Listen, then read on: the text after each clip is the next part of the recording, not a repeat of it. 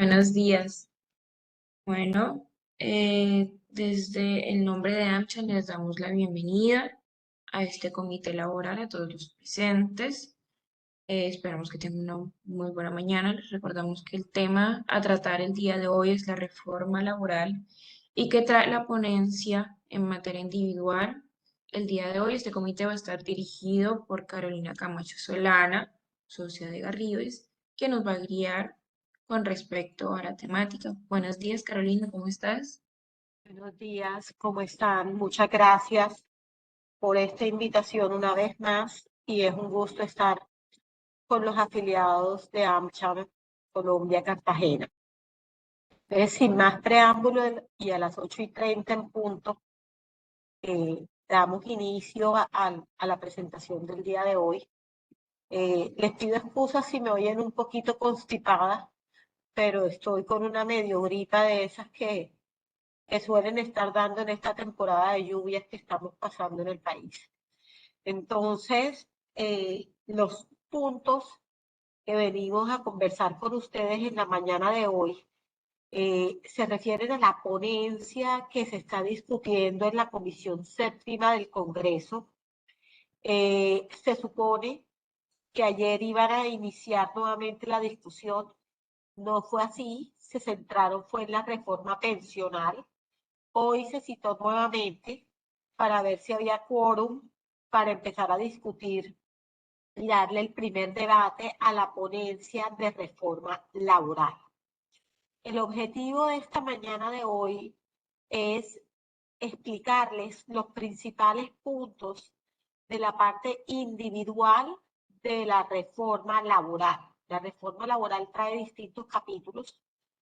Uno de ellos se refiere a cambios en el contrato de trabajo, en las estabilidades laborales, en las indemnizaciones, en las jornadas y en la tercerización, que es lo que llamamos la parte individual, porque la parte colectiva, que es la que se refiere al relacionamiento con los sindicatos, las confederaciones, las federaciones sindicales y las garantías, es la parte colectiva. Nos vamos a detener en la mañana de hoy a contarles qué es lo que está proponiéndose y cuál es la ponencia que se está discutiendo. El primer punto se refiere a los contratos. Y uno de los planteamientos, si bien no es la eliminación de los distintos tipos de contratos que tenemos hoy, porque hoy en día sabemos que tenemos contratos indefinidos, fijos, por obra o labor, ocasionales o transitorios. Esas categorías se están manteniendo, pero con unas reglas distintas. Entonces, creo que es importante arrancar por la historia. ¿Por qué? Porque cuando uno sabe de dónde viene, es más fácil figurarse para dónde va. Y una de las cosas que hemos estado oyendo por mucho tiempo en medios es que lo que estamos con esta reforma es volviendo a lo que teníamos antes. Y ustedes van a juzgar si sí es así o si no es de esa manera. Lo primero es el contrato a término fijo. El contrato a término fijo estaba previsto en nuestro Código Sustantivo del Trabajo desde un inicio. Tenía que constar por escrito y el plazo era máximo de 2 años, renovable indefinidamente. Así estaba desde sus inicios. En el año 54 se mantiene la posibilidad de renovación indefinida con el decreto 617, pero se establece que el plazo mínimo no puede ser inferior a 4 meses. En el año 65, otra vez tenemos una modificación del contrato a término fijo y lo que se establece es que el término fijo no puede exceder de 3 años y su plazo inicial no puede ser inferior a 1 año. Se puede hacer contratos a término fijo para labores ocasionales con un término inferior a 1 año y para los trabajadores técnicos se podían pactar prórrogas inferiores a 1 año también. La norma del preaviso, que dice que los trabajadores tienen que presentar una comunicación de preaviso y también los empleadores tienen que preavisar con 30 días o de no hay una prórroga automática, existe desde el año 65 en Colombia. Siguiente diapositiva, por favor. Entonces, hoy en día, ¿qué tenemos? porque la ley 50 del 90, que es el antecedente a la norma, que es la norma actual vigente, el antecedente era la del 65, estableció que el contrato a término fijo es por escrito, que hay un uso discrecional del empleador que siempre ha habido. El empleador en Colombia, las empresas, el que decide contratar a alguien laboralmente puede decidir el tipo de contrato que utiliza para la contratación. Eso siempre ha sido así. Y la duración máxima del plazo, como vimos antes, es de 3 años, renovable indefinidamente. Y eso viene desde hace más de 60 años atrás. El preaviso de 30 días o de no se prorroga automáticamente ha estado desde el año 60 y pico. El término fijo puede ser inferior a un año, pero al cabo de 3 prórrogas se vuelve de un año. Y así sucesivamente. ¿Cuál es el planteamiento de la ponencia de la reforma? Cambia totalmente. ¿Por qué?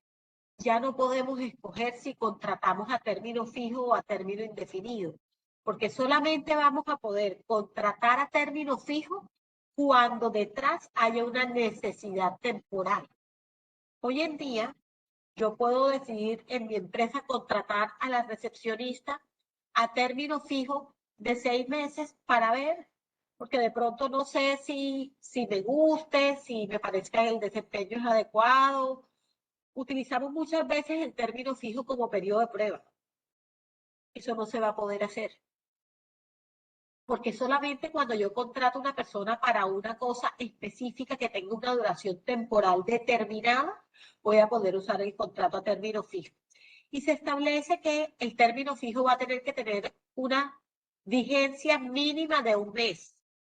Hoy en día yo puedo contratar a término fijo por 15 días, por 10 días, por una semana. No se podría en el contrato a término fijo. Se establece que el periodo, el plazo máximo de duración es de 3 años en total. No va a haber prórrogas indefinidas. Y en Colombia, desde siempre, desde que existe la regulación del contrato a término fijo, ha estado en la posibilidad de prorrogarlo indefinidamente. Eso nos lo están quitando. Nos están diciendo, usted puede contratar a término fijo cuando haya una necesidad temporal superior a un mes. Me pregunto yo, si es de menos de un mes, entonces que me voy para la informalidad, no lo contrato laboralmente. La relación del término con la necesidad tiene que estar estipulada en el contrato. Yo tengo que decir, si estoy contratando a término fijo, cuál es esa necesidad temporal. Y si incumplo con esas formalidades, que sea por escrito, que establezca cuál es la relación del término con la necesidad temporal en el contrato, se va a entender que es indefinido. Ahora sí, siguiente diapositiva. Aquí les quiero mostrar cómo es la porción de contratos a término fijo versus indefinido en Colombia. Un 30% de los contratos de trabajo formales son a término fijo y un 70% son indefinidos. Realmente no se explica uno por qué hay ese ahínco o ese interés, porque toda la contratación sea indefinida, si hoy en día ya toda la contratación, la gran mayoría, es indefinida. Siguiente. Incluso, si miramos la antigüedad de los trabajadores, en Colombia, el 40% de los trabajadores tiene más de 5 años al servicio de una empresa, entre 1 y 5 tiene el 34%, y donde tenemos una rotación gigantesca es entre un día y un año. Miren que tenemos casi 30 puntos. O sea, hay una inestabilidad muy grande, el 30% de los empleados duran menos de un año. Pero esto también no solamente obedece a una intención de los empleadores. En muchos casos, esa rotación proviene del deseo de los trabajadores, porque cada vez es más común que los trabajadores decidan voluntariamente cambiar de trabajo o renunciar simplemente porque ya no quieren trabajar. Si miramos los contratos a término fijo, donde hay más contratos a término fijo es en los independientes, que los independientes además no tienen contrato laboral. Los independientes son órdenes de servicios o contratos de prestación de servicios. Y es lógico porque las labores de ellos normalmente son puntuales y específicas. Pero si miramos en el sector privado, la gran mayoría de los trabajadores tienen contratos a término indefinido. Incluso esos independientes que tienen contratos a término fijo, la gran mayoría son nóminas paralelas del Estado. Entonces, el tema es de administración pública, no es de que las empresas estén marchitando los derechos laborales a punta de contratos a término fijo, porque los trabajadores a término fijo primero tienen todas las garantías laborales de los contratos a término indefinido, todas las prestaciones, el cubrimiento de seguridad social, los derechos a participar en todas las actividades, a los descansos, etcétera. Hace muchas décadas atrás había una diferenciación en el acceso a algunos derechos en función de la permanencia en el cargo. Hoy en día tú trabajas un día y tienes derecho a la proporción de vacaciones, a la proporción de prima de servicios. Entonces no hay tal marchitamiento de derechos laborales. Si nos referimos a las indemnizaciones, pues la indemnización no es un derecho laboral, es un pago resarcitorio de un perjuicio. Y solamente cuando hay despido es que se pagan las indemnizaciones. Y cuando las terminaciones obedecen a una razón objetiva o a un plazo específico que tiene un sustento objetivo. O sea, les pongo el ejemplo del sector de vigilancia. El sector de vigilancia utiliza el contrato a término fijo porque cuando lo contratan a la empresa de vigilancia, normalmente el edificio que la contrata o la empresa la contrata al plazo de un año, entonces ellos contratan a los vigilantes a un año, porque no saben si se van a ganar la licitación o si les van a renovar el contrato el siguiente año. Entonces no se trata de marchitar los derechos de los trabajadores. Siguiente diapositiva. Los contratos a término indefinido. Hoy en día el contrato a término indefinido es el residual. ¿Qué quiere decir el residual? Quiere decir que si no se pacta nada distinto, se tiende a término indefinido. Incluso el contrato original a término indefinido establecía un plazo presuntivo a término fijo de 6 meses, porque la regla general de la contratación laboral en un inicio en el Código Sustantivo del Trabajo era el contrato a término fijo. Y hoy en día lo que queremos es que sea excepcional. Y resulta que era, cuando partimos en la legislación laboral, era la génesis de la contratación laboral. Si yo no decía nada, se estipulaba que era término fijo de 6 meses. Hoy en día, si no digo nada, es indefinido. Siguiente. ¿Cuál es el cambio que se propone en el indefinido? Que sea la regla general de contratación, pues ya hoy en día lo es en la práctica. Estará vigente mientras no se ha terminado conforme a las causales legales. Ya hoy en día es así. El trabajador debe preavisar si va a renunciar. Hoy en día ya es así. Eso no es algo nuevo que introducen como nos lo han querido vender en algunos medios de comunicación que están incluyendo el preaviso. El preaviso siempre ha existido. Lo que pasa es que con la ley 789 se eliminó el parágrafo que establecía la posibilidad del descuento. Y lo más curioso es que esta eliminación de este parágrafo nunca fue discutida en el Congreso.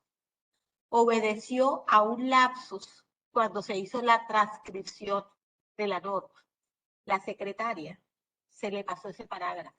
Y por eso nos quedamos los empleadores en Colombia sin la posibilidad de descontar el preaviso y por lo tanto hoy en día, a diferencia de la mayoría de países del mundo, aquí un trabajador deja tirado, porque para mí eso es dejar tirado el puesto de un día para otro y no hay consecuencias negativas para él. En los otros países, el preaviso es la regla general para las dos partes. Tanto la empresa como el trabajador debe preavisar siempre.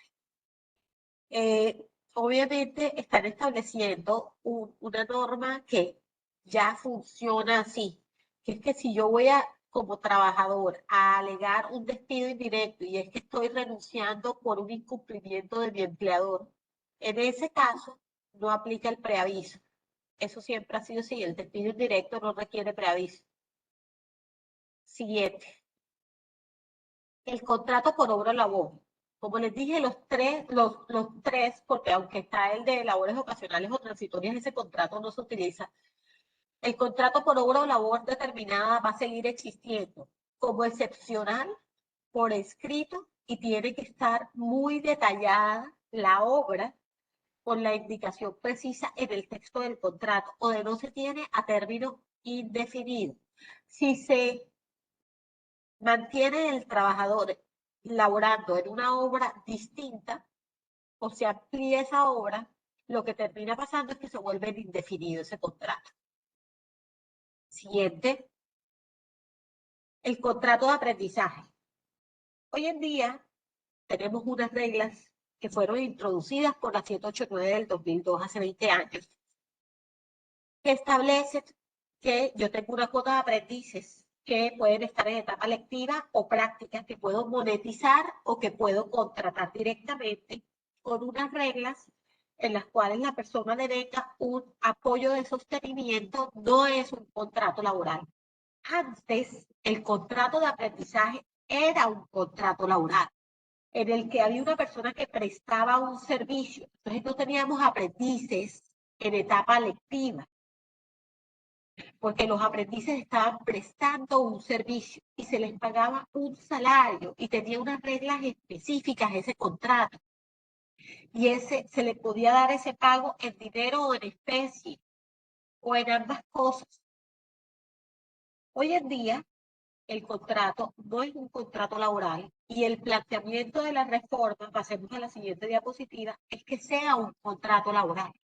Entonces, lo que nos están diciendo es que vuelva el contrato de aprendizaje a ser un contrato de trabajo y que a todos los aprendices se les pague un salario mínimo y se le paguen todas las prestaciones de los trabajadores ordinarios.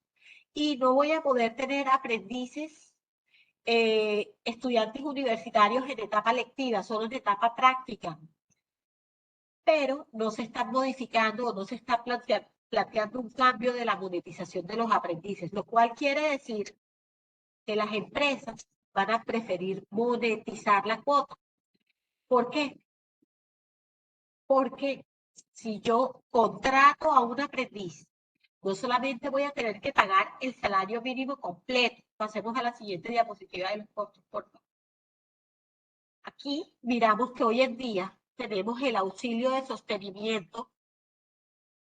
Hoy en día en la etapa lectiva es del 50% de un salario mínimo la obligación. Hay empresas que pagan más, pero lo mínimo.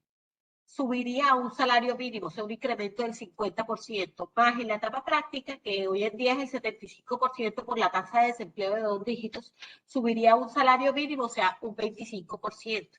Y si tenemos que pagar cesantías, intereses, prima, vacaciones, caja de compensación familiar, un incremento del 27%. Incluso el Banco de la República hizo un estudio en el cual estableció que hay un incremento del costo salarial por aprendiz en un 33%.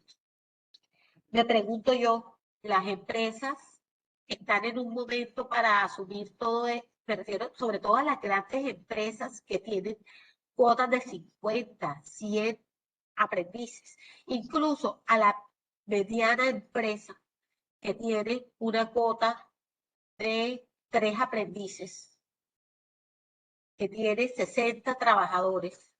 Esto le impacta en su costo laboral.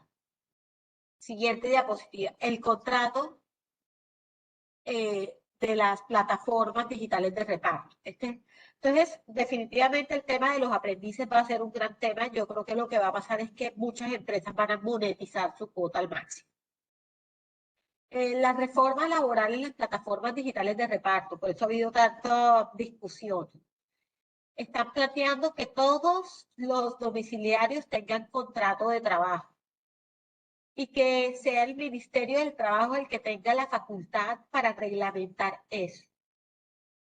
Que adicionalmente todos los sistemas de supervisión, evaluación y toma de decisiones de los algoritmos de las plataformas sean transparentes, conocidos por los trabajadores que laboren para esto, que siempre haya una supervisión humana y que haya un contacto humano en el caso en el cual se presenta algún tipo de percance y que haya un registro ante el Ministerio del Trabajo.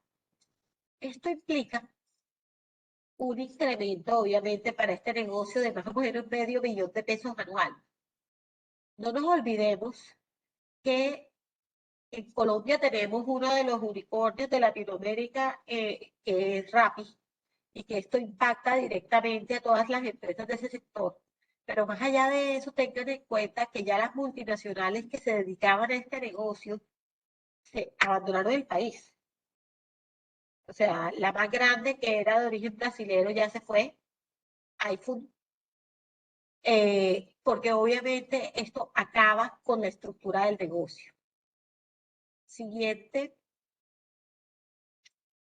Otro de los planteamientos en materia de contratación es una nueva modalidad de contrato que se llama el contrato agropecuario. ¿Y para qué? Para actividades productivas primarias en el sector agropecuario. Entonces,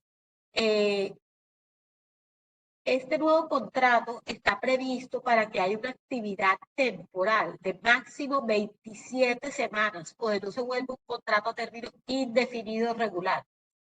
No aplica para empresas agroindustriales, sino para actividad productiva primaria, porque obviamente tenemos una informalidad muy grande en el agro, que vamos a ver más adelante, en el sector rural, que es donde está el agro. Se establece la posibilidad de afiliación a tiempo parcial en seguridad social, se establece el derecho de preferencia si yo contrato para esta cosecha a este grupo de trabajadores, para la siguiente al mismo grupo. Se establece una obligación de garantizar condiciones locativas mínimas cuando el trabajador reside en el lugar de trabajo. Se prohíbe la intermediación y tercerización y se introduce otro trabajo que no es necesariamente contrato agropecuario, sino que hablan de trabajo familiar y comunitario como una posibilidad de laborar para realizar actividades en pro de la familia y la comunidad. Pero si la actividad dura más de 15 horas a la semana, se entiende un contrato regular. El jornal agropecuario en el contrato agropecuario va a costar lo siguiente: un salario mínimo diario. Y cuando digo el jornal, para los que no conocen el término, el jornal es cuando yo pago el salario por día, porque en el campo normalmente se paga por día y se desembolsa el pago semanalmente. Entonces, normalmente en el campo al trabajador le pagan semanalmente el número de días que trabajó. Y eso ocurre tanto en la formalidad como en la informalidad. Pero el planteamiento de este contrato agropecuario es que al trabajador se le pague por día laborado lo equivalente a un salario mínimo diario incrementado en un 30% que corresponde al factor prestacional. Y adicionalmente un 4% adicional para un 34% total adicional que corresponde al subsidio familiar. Pero ese factor prestacional no incluye horas extras ni vacaciones. Si miramos en el salario integral, el factor prestacional sí incluye horas extras. Luego, el jornal agropecuario es más caro desde su concepción e incluso el salario integral. Y aquí es donde yo veo una incoherencia grande. Si yo contrato un trabajador en el campo y lo formalizo con contrato de trabajo y pago todas las prestaciones sobre el salario mínimo, a mí lo que me cuesta $464,116 adicionales. Si yo lo contrato en el contrato agropecuario, me va a costar 615.612. El contrato agropecuario resulta más costoso, y eso si no trabajo horas extras. El contrato de trabajo normal, ordinario, que aplicaría una empresa del sector agroindustrial, porque se supone que este contrato agropecuario es para actividades primarias, el cultivo, la recolección de cosechas, la siembra, no es para transporte, comercialización al por mayor, empaque, o sea, no se trata para la empresa grande que genera exportaciones y que lo que hace es exportar toneladas de banano, sino para el que está, tiene una finca, tiene 4 trabajadores contratados en su parcela y saca trigo. Para eso es que está previsto. Y yo me pregunto si hoy en día, con las reglas que existen, no están en la formalidad, porque es muy costoso, entre otras cosas, además de difícil, administrativamente costoso, ¿cómo va a ser si va a costar mucho más caro? Nadie va a optar por el contrato de trabajo agropecuario. Siguiente. Siguiente diapositiva. Mira, aquí está la formalidad. Aquí vemos que en la informalidad, en la columna, en los centros poblados y rurales, es del 85%. De cada 10 trabajadores, 8.5 no tienen contrato de trabajo formal. Y vamos a solucionar eso con el contrato agropecuario, que es más costoso que el contrato de trabajo ordinario. La verdad, creo que no va a tener mucho éxito, ojalá me esté equivocando. Siguiente.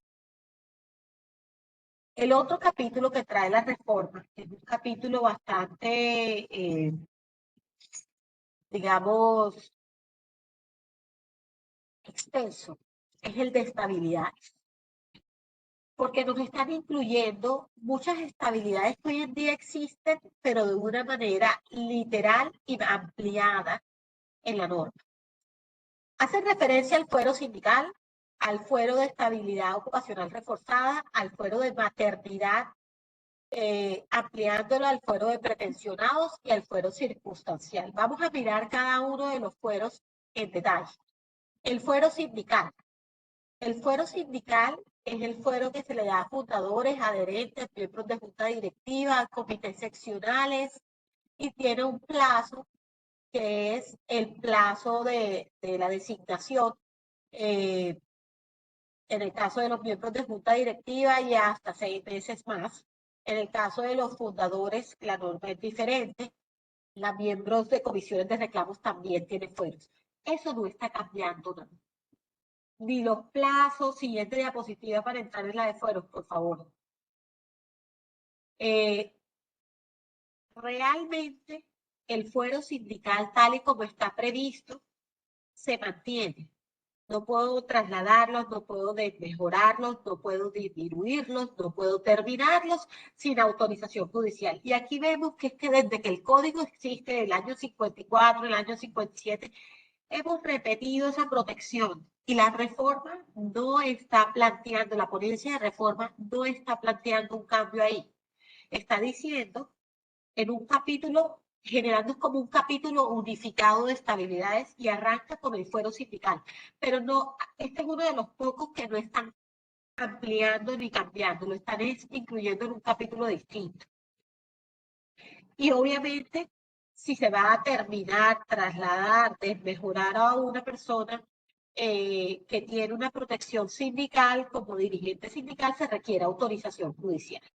El siguiente fuero se refiere al fuero de salud, al de la estabilidad ocupacional reforzada. Y este fuero de salud habla de debilidad manifiesta, de estabilidad laboral ocupacional. Hay sentencias que ha venido ampliando en el tiempo. Arrancamos por la ley 361 del 97, que parecía inofensiva, que decía que a nadie lo podían discriminar por tener una discapacidad. Yo creo que nadie está en contra de esa afirmación. Lo que pasa es que la jurisprudencia de la Corte Constitucional estableció que yo tenía que tramitar una autorización porque se presumía que todo despido era discriminatorio. Y esta fue la SU 049.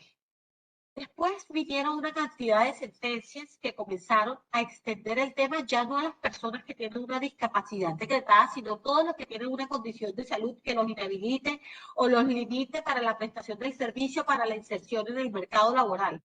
La Corte Suprema de Justicia no tuvo una posición tan liberal, más bien restringió el tema a casos en que hubiera una discapacidad comprobada en la cual hubiera una pérdida de capacidad superior al 15%. Entonces, no se trataba igual cualquier tipo de limitación. La jurisprudencia de la Corte Constitucional cada vez fue ampliándolo y hoy en día cada vez que un trabajador tiene una condición de salud, pues las empresas se preguntan si hay un riesgo de reintegro cuando van a finalizar ese contrato de trabajo. Lo que se plantea es que hoy en día, si terminamos el contrato de una persona beneficiaria de estabilidad laboral ocupacional, yo tengo que reintegrarlo y pagar una indemnización de 6 meses si no obtuve la autorización a título de sanción.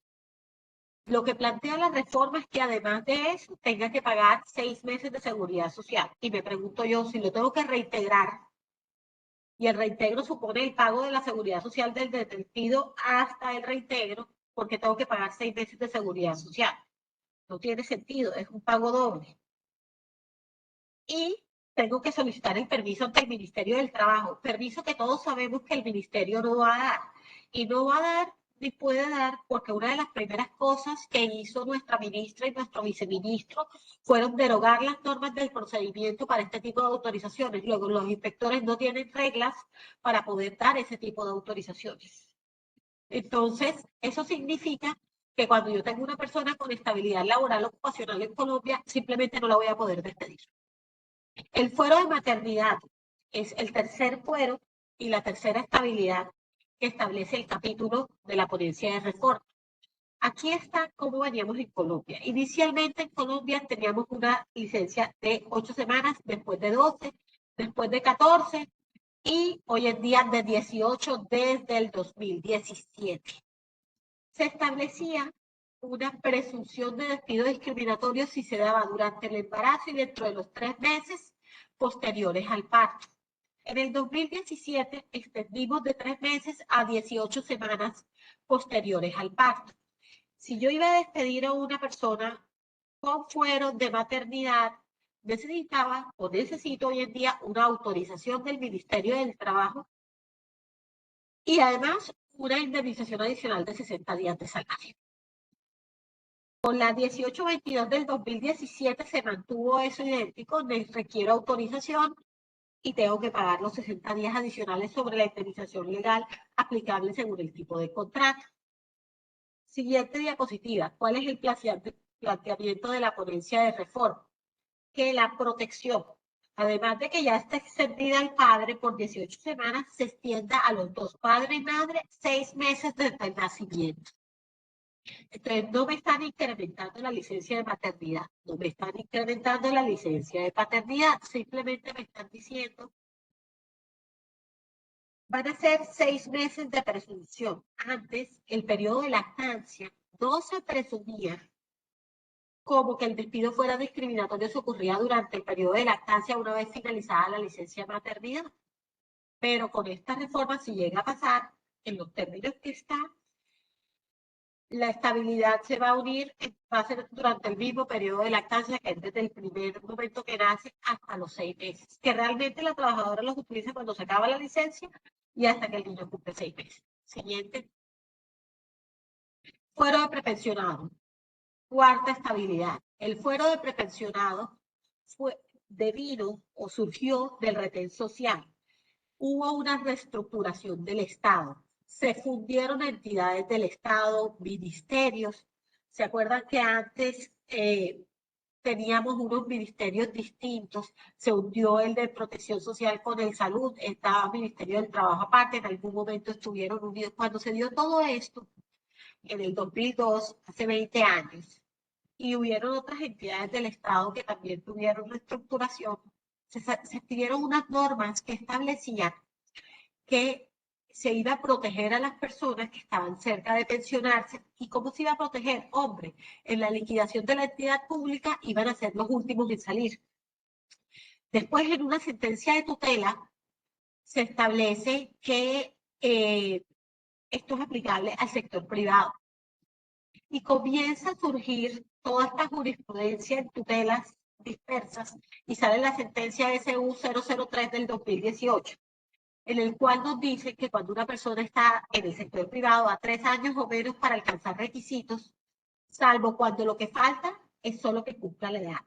Entonces, hoy en día, si una persona ya tiene las semanas para pensionarse con pensiones, pero es un hombre y tiene 61 años, no es beneficiario del fuero de prepensión. Fuera beneficiario si tuviera 1.100 semanas. ¿Por qué? Porque las semanas mínimas para pensionarse son 1.300 en Colpensiones. Si una persona está en el régimen privado, en AFPs, en ese escenario, si la persona tiene el capital para fondear una pensión o es beneficiario de la garantía de pensión mínima porque cotizó 1.100 semanas, esa persona no es beneficiaria del fuero de prepensionados hoy. El planteamiento de la ponencia, siguiente diapositiva, el planteamiento de la ponencia es que cuando estés a 3 años, siempre seas prepensión. Y yo me pregunto, si no hay edad pensional en las AFPs, entonces, ¿cómo voy a saber cuándo esté a 3 años? Porque además es muy difícil el procedimiento para que un trabajador que está cómodo laborando y que no quiere pensionarse y que no es poquito, muchísima gente no se quiere pensionar y tiene los requisitos cumplidos. Y no quieren porque no quieren soltar la indemnización por despido.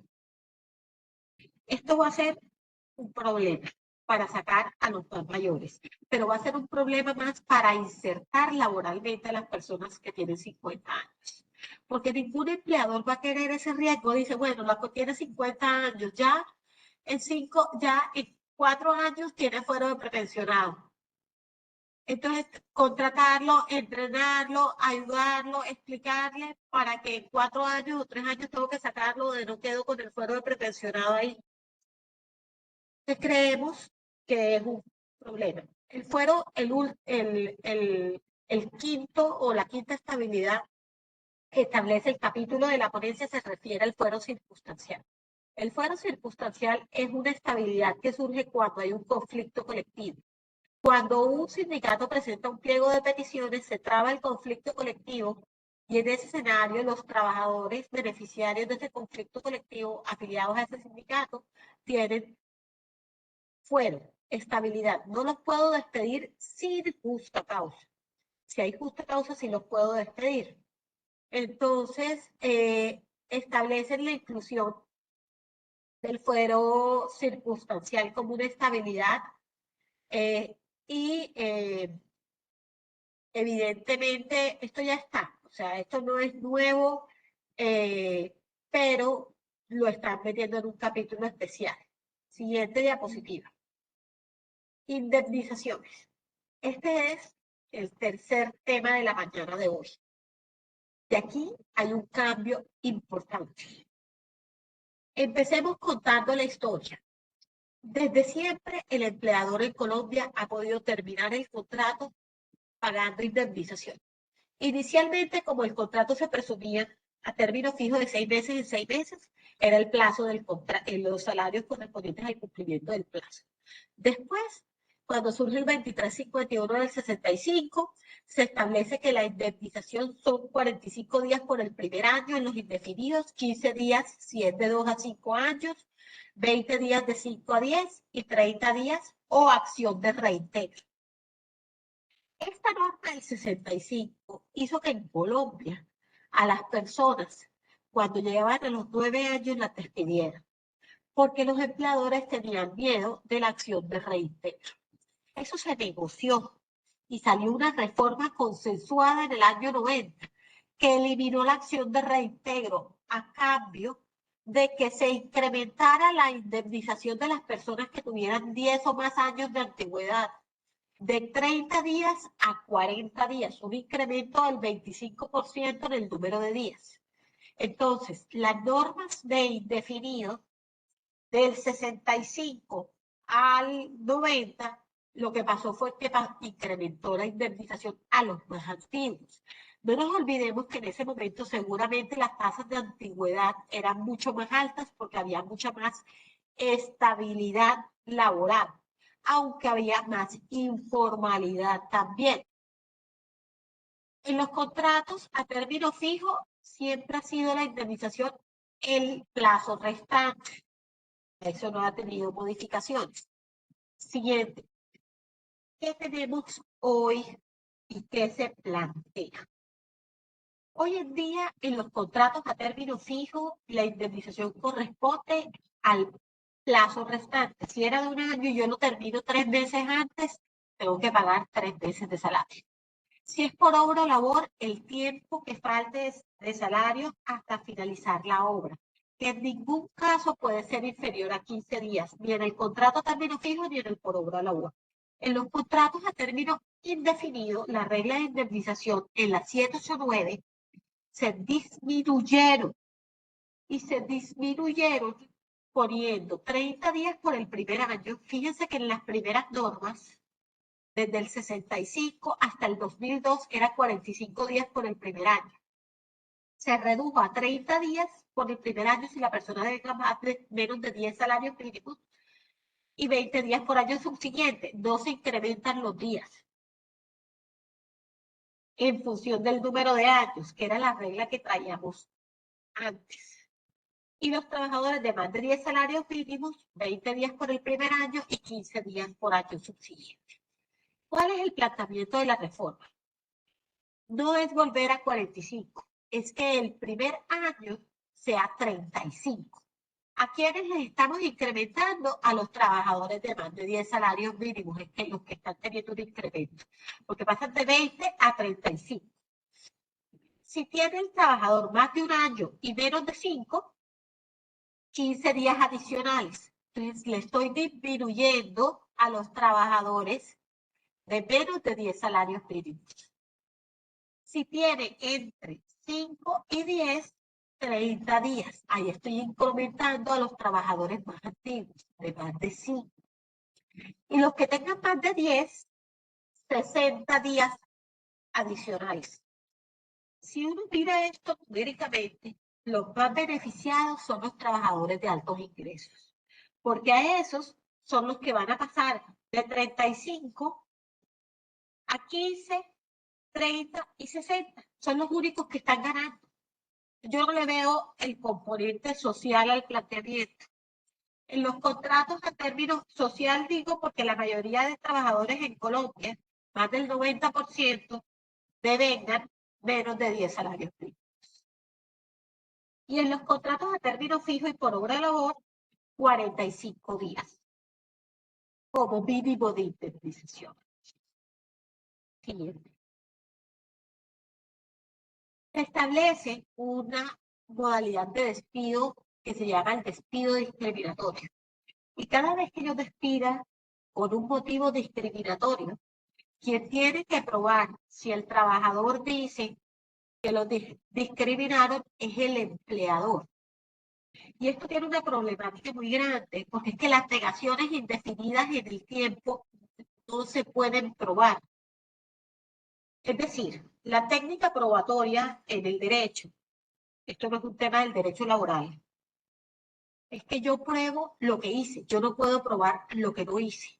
Por ejemplo, para ponerles una afirmación, una negación indefinida en el tiempo es no discriminé.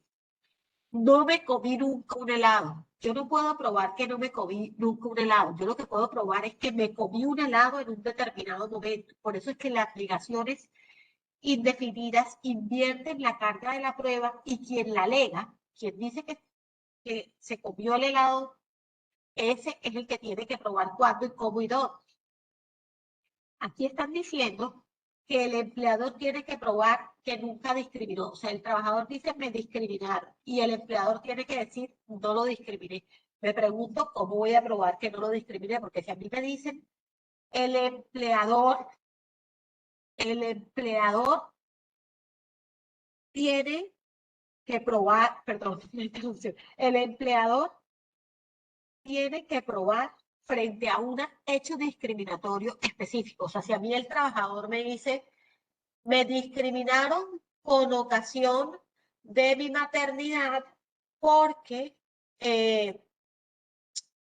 mi jefe me dijo que no le gustaban las mujeres embarazadas y que por lo tanto, cuando yo tuviera el niño, después de que pasaran los 6 meses, me iba a sacar y efectivamente en el mes 7 me sacó. En ese caso, el empleador va a poder controvertir esa declaración, pero si simplemente dice, me discriminaron y yo tengo que probar, ¿qué es lo que pruebo? O sea, el tema probatorio va a ser complejo. Indemnización moratoria. ¿Qué pasa? Se aplica por falta de pago de salarios y prestaciones. Hoy en día, cuando tú tienes una discusión con un trabajador por una indemnización de despido, y tú sabes que el trabajador incurrió en la falta, pero sabes también que tienes una debilidad probatoria, la mayoría de empresas asumen el riesgo y dicen, lo despido y que me demande, discutimos, y si pierdo le pago la indemnización. Hoy en día le voy a tener que pagar indemnización moratoria. Eso significa un día de salario por cada día de mora.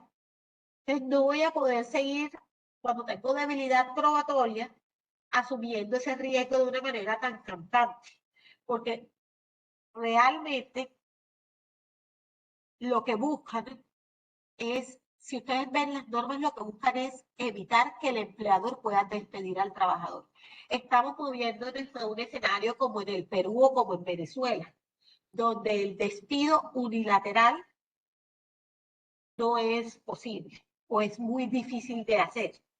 Otro de los puntos que trae la indemnización moratoria es que si yo no pagué las prestaciones convencionales, hoy en día es si no pago las prestaciones legales, pero si yo tengo una convención colectiva y establece, no sé, una prima de Navidad o una prima de vacaciones o un auxilio de anteojos y el trabajador no se los pagué y lo despedí y le debo ese auxilio de anteojos,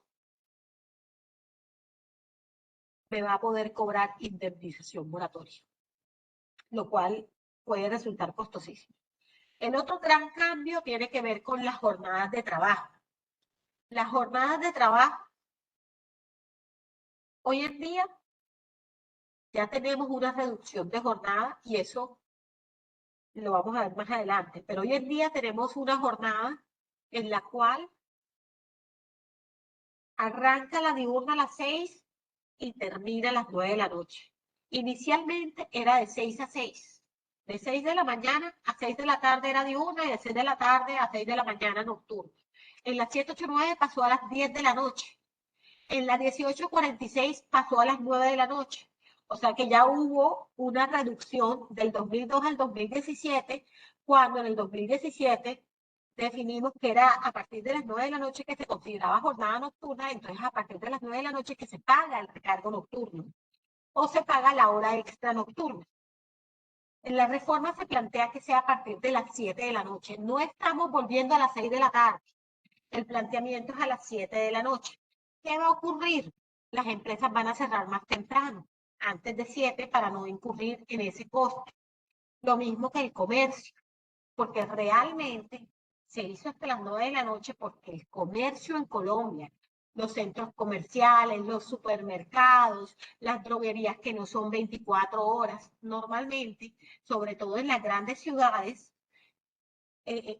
cierran a las 9 de la noche. Siguiente diapositiva.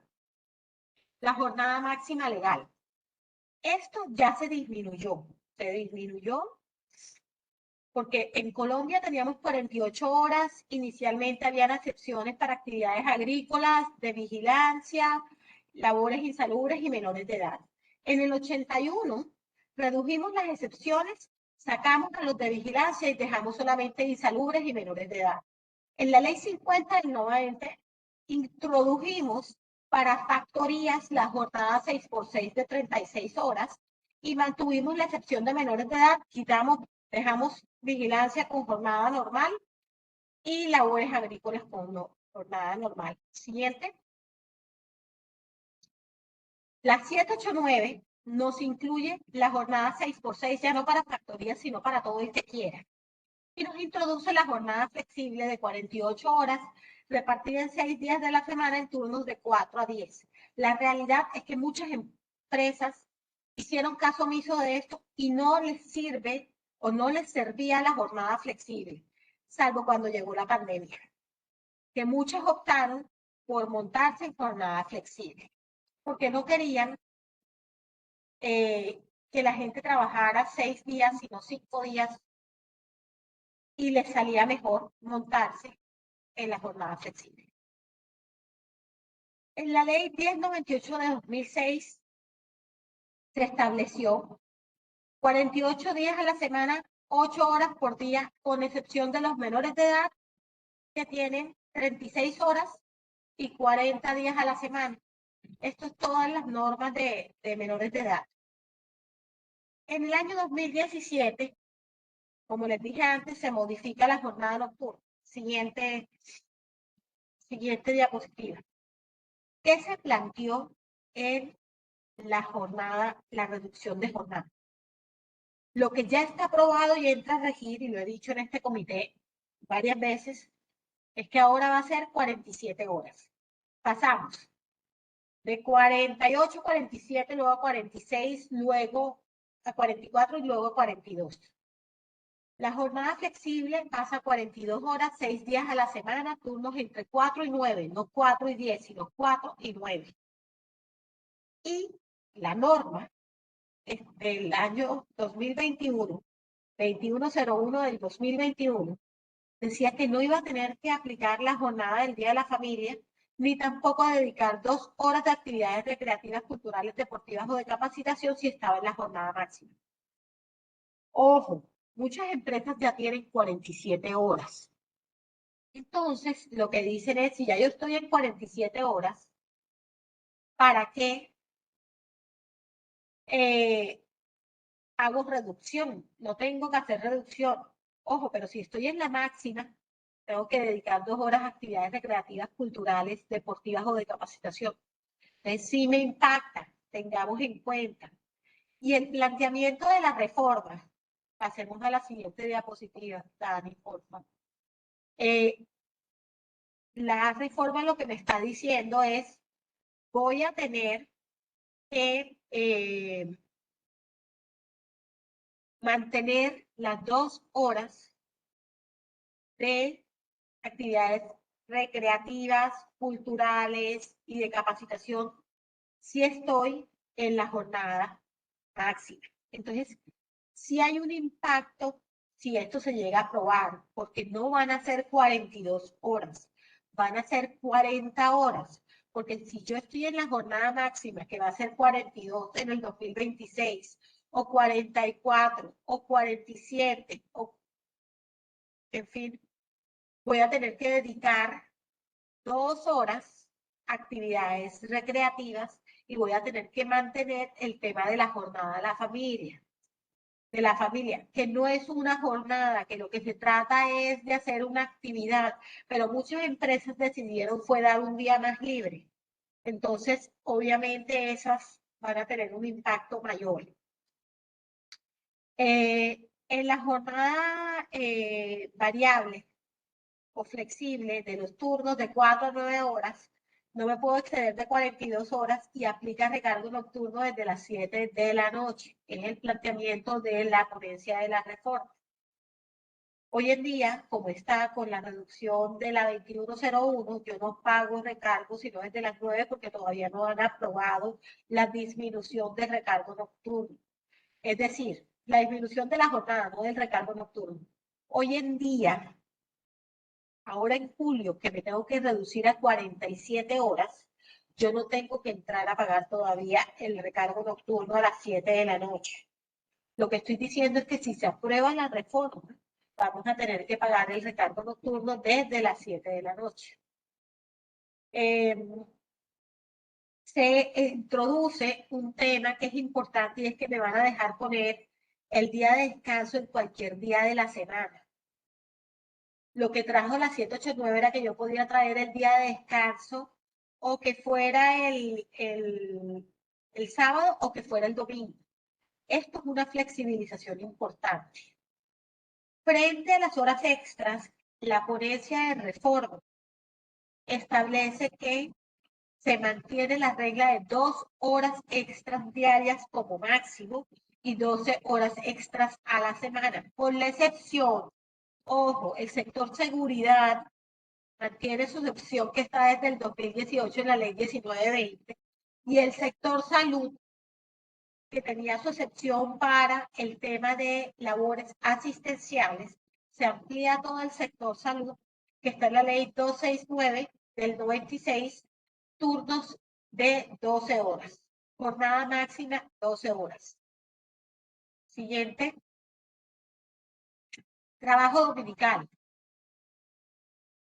Siempre el trabajo dominical se ha pagado con un recargo.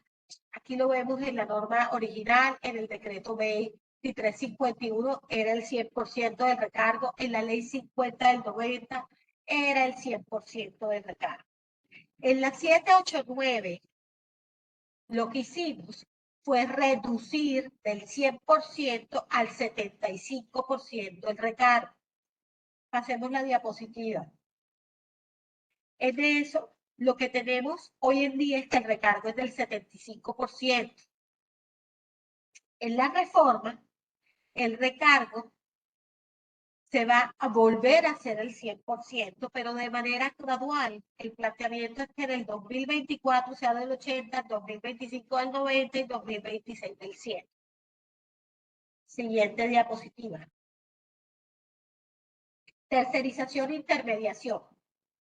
Que en Colombia desde el año 1915, hace más de 100 años, hemos establecido la posibilidad de subcontratar.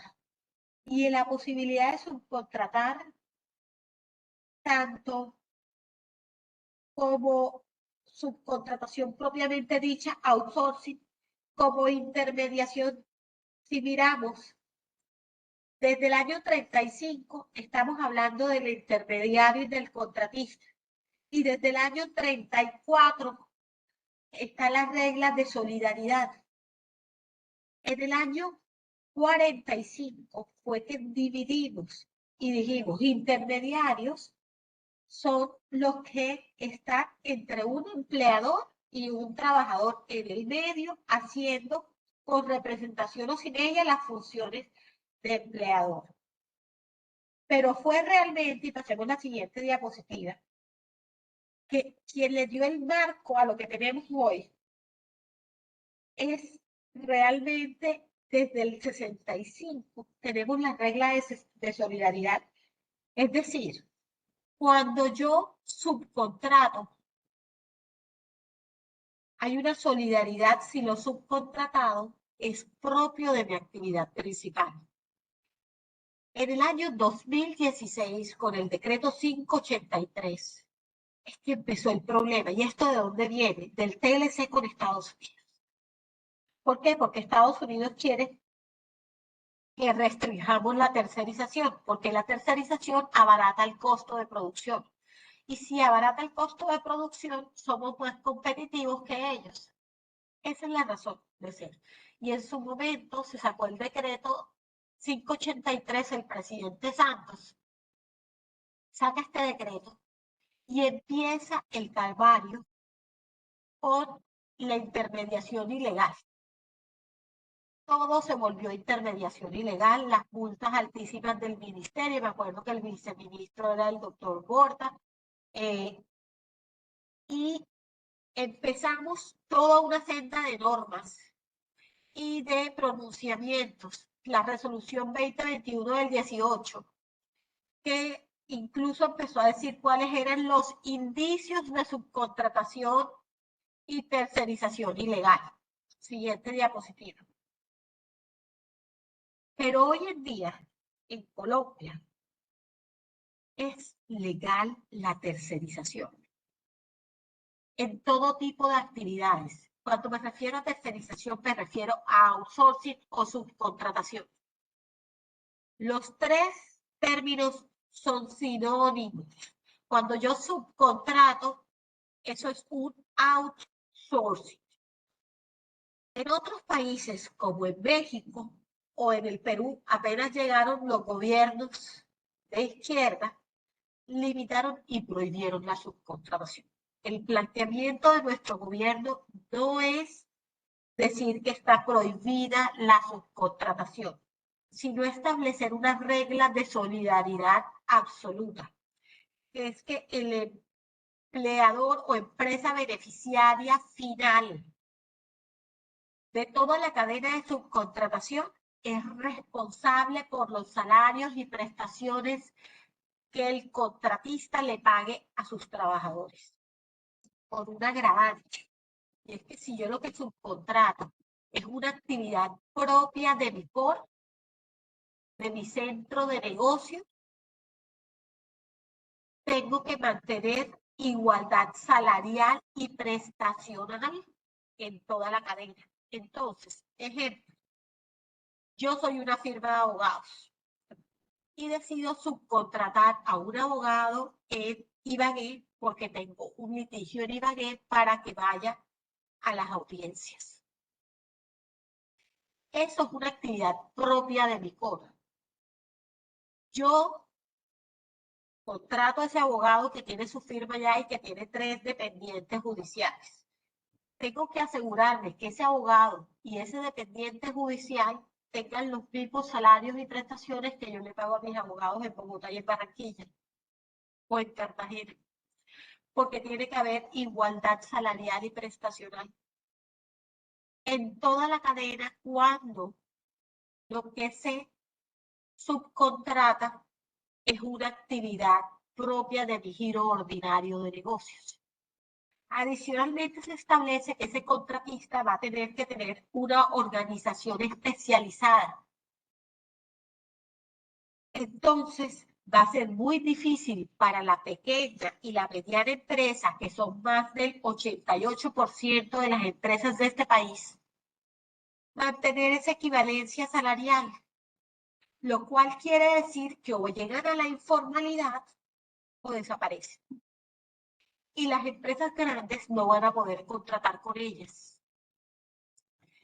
Porque si están en la informalidad, pues una empresa formal no puede contratar porque termina siendo solidariamente responsable. Y esa es la forma de matar la subcontratación. O sea, el planteamiento de nosotros no es como hicieron en Perú, que se prohíbe la subcontratación, o en México se prohibió, pero solo de las actividades se prohíbe, sino que lo que nos están diciendo es, tienes que pagarle los mismos salarios de la principal. Eso es lo mismo que acabar las mismas pequeñas empresas, porque la microempresa no tiene el flujo, no tiene el capital, no puede pagar los mismos salarios que paga una multinacional, ni puede darle los mismos beneficios. La multinacional seguramente les da transporte, almuerzo, prepagada, seguro de vida, prima de vacaciones, etcétera. Esos mismos beneficios la empresa pequeña no los puede soportar.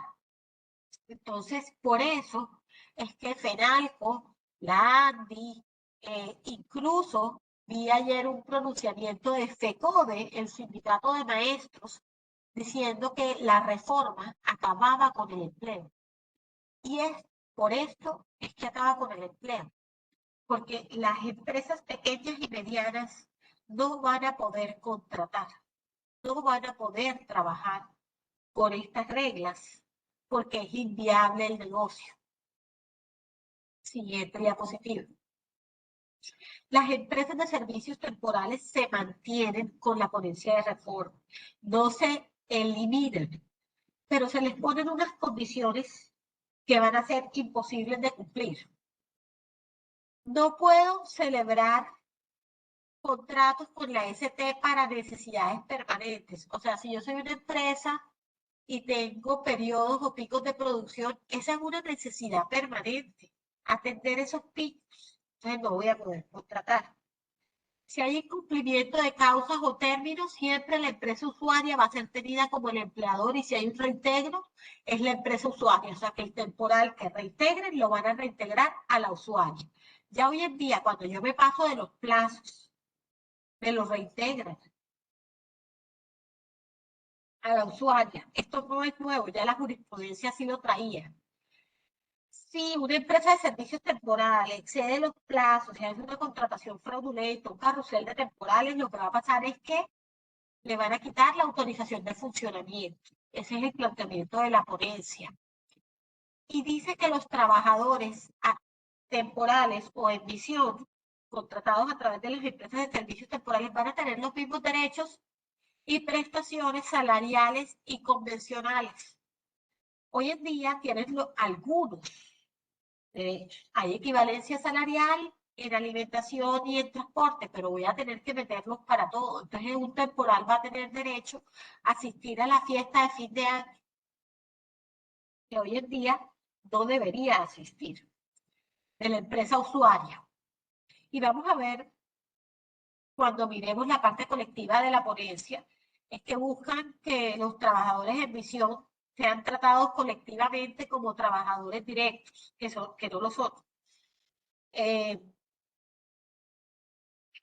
Entonces, realmente hay unas restricciones importantes para la utilización de las temporales. Se establece frente a los contratos de prestación de servicios que no pueden ser actividades subordinadas. Y esto no es nada nuevo. La subordinación es propia del contrato de trabajo. Si es una actividad subordinada, debe ser contrato laboral, no contrato de prestación de servicios. Y se establece que si se declara la relación de trabajo, se va a tener que pagar indemnización moratoria siempre. Eso hoy en día no aplica así.